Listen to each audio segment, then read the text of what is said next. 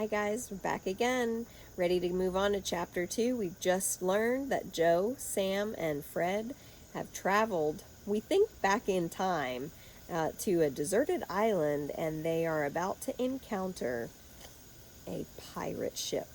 Now, I asked you to make a prediction if you thought it was going to be a good or a bad pirate ship and what might happen next. So be thinking about what you said as we read chapter 2. Chapter 2.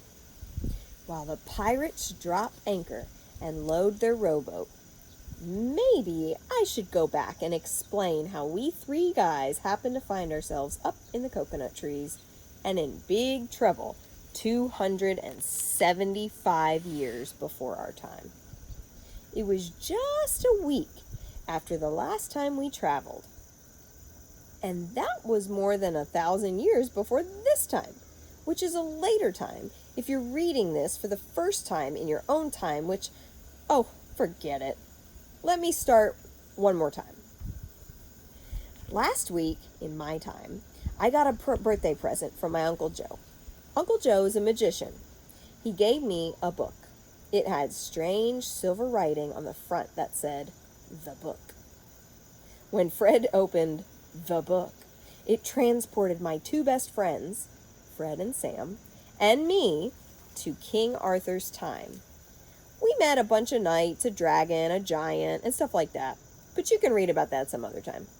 To get back to this time, the week after we got back to our time, Fred and Sam came over to my house to check out the book again.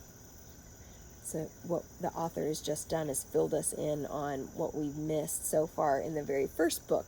And I told, I think one of the things that I wanted to tell you about these books is that you don't have to read them in order. You can pick up one in the series, and it kind of fills you in somewhere in the beginning of the book about a little bit about what you missed in some of the other books. So here we are with the three boys, and they're meeting to talk about the book. "I've been thinking about this time travel stuff," said Fred, "and I think we should go somewhere worth our while." Fred sat on my bed, still wearing his baseball uniform, tossing his baseball up and catching it. "Kids in those magic books I've read are always so dumb. They always wish for exciting adventures or some garbage like that, and they never take anything useful with them, like a machine gun or a jet. I say we wish for a pile of money and come back millionaires." Sam looked up from his comic book. "No way. It will never work. If you had ever made it to the end of any of those magic books, you would know that magic is very tricky. Like Uncle Joe said, be careful what you wish for, you might get it. We could wish for a pile of money, end up in a bank, and get shot by Jesse James." A picture. I sat at my desk trying to perfect my disappearing quarter trick. Sam's right. It's not like faking people out with coin tricks. Let's just be a little more careful this time and figure out exactly what we're going to wish for. I looked at the midnight blue on my desk. I'll show you the pictures again of the boys. This is Fred and Sam.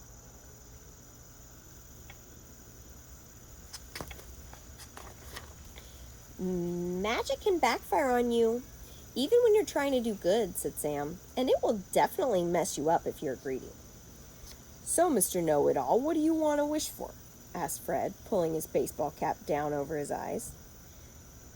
"I think we should go visit some famous historical figure and see what they were really like." Fred threw his baseball up to the ceiling and caught it. "Go visit some famous historical figure?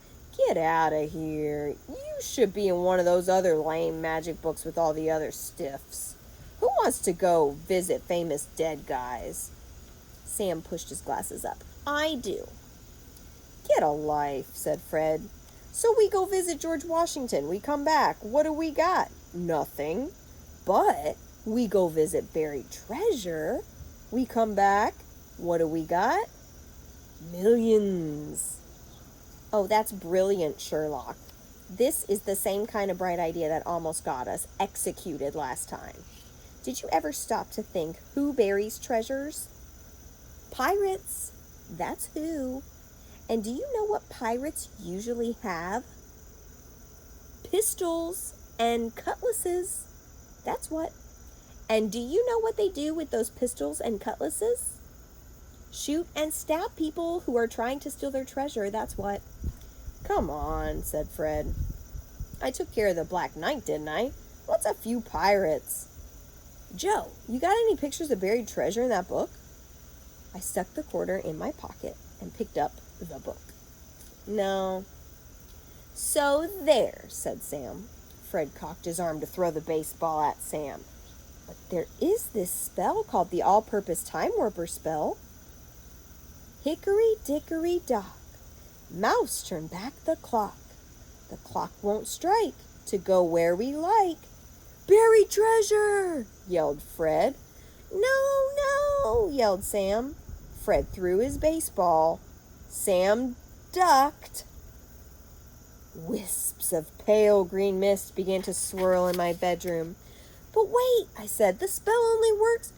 Fred's baseball slowed and then froze in midair, only inches away from my desk lamp. The book seemed to melt right out of my hand.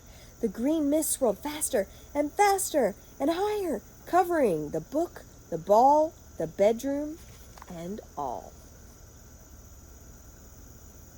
So in chapter 2, we learned a little bit about how the boys travel back in time to see pirates and the buried treasure. And so in chapter 3, we're going to come back to where they're stuck on the deserted island. And I want you to be thinking about those pirates and that pirate ship now and your prediction from chapter 1. Are they going to be good, bad? Is this going to be an adventure? Is it going to be scary? Is it going to be informational? So be thinking about what you think is going to happen in chapter 3.